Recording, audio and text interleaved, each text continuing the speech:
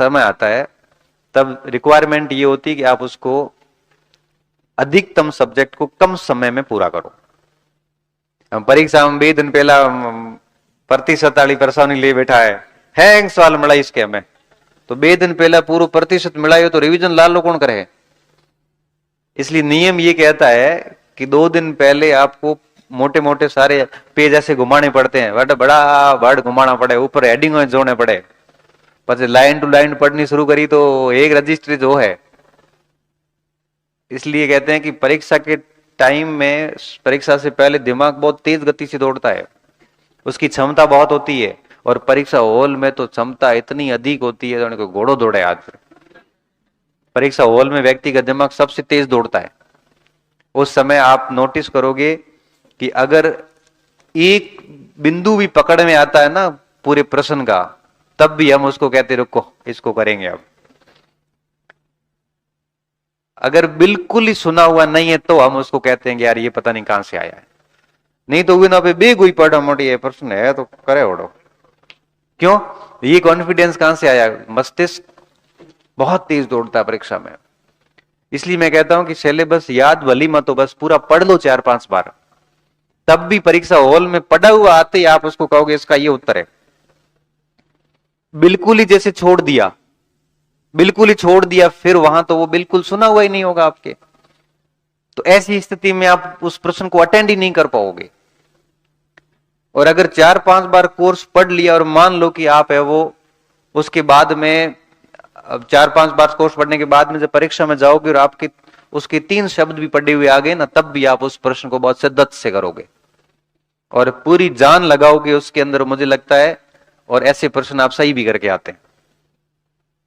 इसलिए कहते हैं कि एक बार सिलेबस बढ़िया पढ़ लेना चाहिए। याद हुआ नहीं हुआ मैटर नहीं करता। और मैं आपको बताऊं, भले पहली रैंक आए, याद उसको भी 100% नहीं होता है। याद सभी को 50-60% ही होता है।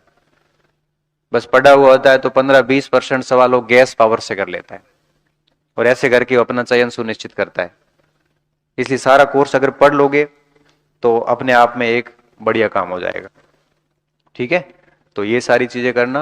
और लास्ट बट नॉट लीस्ट, सबसे महत्वपूर्ण बात यह कि 1 महीने तक समय का पूरा सदुपयोग करना। सुबह से लेके शाम तक का आपका पूरा शेड्यूल फिक्स होना चाहिए, किस समय क्या करना है, किस समय क्या करना है, किस समय क्या करना है। और इस समय, इस 1 महीने में मोबाइल से दूरियां रखना, ऑनलाइन क्लासेस जहां तक संभव हो मत लेना। बहुत ज्यादा आपको लगता है कि यार ये टॉपिक सच में समझ में नहीं आ रहा है, तो फिर आप खोल के और 1-2 घंटे उसको टॉपिक को दे सकते हैं। बाकी पूरे दिन ये वीडियो अब मत देखना, क्योंकि अभी वो टाइम नहीं है। हर चीज का अपना टाइम होता है। मैंने कहा ना कि जिस टॉपिक को हम 2 महीने पढ़ते हो लास्ट में 2 घंटे में पढ़ते हैं। इस समय टाइम नहीं है वीडियोस वगैरह देखने का। ठीक है, कोई टॉपिक वाकई में समझ में नहीं आ रहा और समझना जरूरी है तो उसको खोल के 1.5-2 की स्पीड से भगा के और थोड़ा देख लो बस।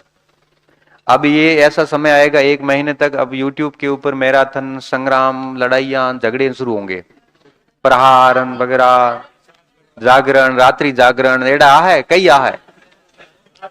10 घंटे 12 घंटे, अंतिम प्रहार, ब्रह्मास्त्र, बड़े केड़ा यही है। 7 फेरों वाली सीरीज, 7 फेरों वाली सीरीज बड़े, हाँ इनसे बाहर कुछ नहीं। इनके बाहर कुछ नहीं है तो उम्र आप रत को लागे। इसलिए ऐसे चीजों पे भरोसा मत करना। 1 महीने तक इस बीमारी से मैं आपको रिक्वेस्ट कर रहा हूं, इस बीमारी से दूर रहना। क्यों? इसका कारण बताता हूं। जो काम आप 10 घंटे में YouTube पे देखोगे ना, उस 10 घंटे में आप कोई शिद्दत से बैठ जाए ना, वो 10 घंटे में साइकोलॉजी पूरी करता है। मैं कह रहा हूं आपको, कोई शिद्दत से खा पी के बैठ जाए, आज ये साइकोलॉजी 10 करे जाई करे, तो सुबह ले शाम तक आते आते थारे सहायक सामग्री वाला पाठ आया लास्ट में। समझ में आ रही बात? और उस 10 घंटे में उस पे कुछ नहीं होगा। ठोको लाइक, कमेंट, देखो, शेयर करो। दूसरा सवाल आ रहा है, पचे भी कमेंट करे, पूरा जवाब दे। एक सवाल ले 5 मिनट हो तो पोए, क्यों समय खराब करते हो? अरे ये तो उन लोगों का काम है, बिजनेस है लोगों का। आप उसको समझिए। कोई आपकी सेवा के लिए 10 घंटे खड़ा नहीं होगा। 10 घंटे सेवा में खड़ो होना तो घरे आले हूड़ करा मारे, कोई सेवा में खड़ा होता है क्या? सबके अपने अपने हित है। अगर कोई 10 घंटे के लिए मैराथन लेके आ रहे तो उसका सिर्फ मकसद इतना है कि जितना अधिक लाइव रहूंगा उतने ज्यादा सब्सक्राइबर होंगे, जितने ज्यादा सब्सक्राइबर होंगे उतना बड़ा मेरा नाम होगा, उतने मेरे कोर्स बिकेंगे, उतना मतलब भैया है। बस यही इंटेंशन है। ठीक है, उस मार्केट का आप क्यों हिस्सा बनते हो?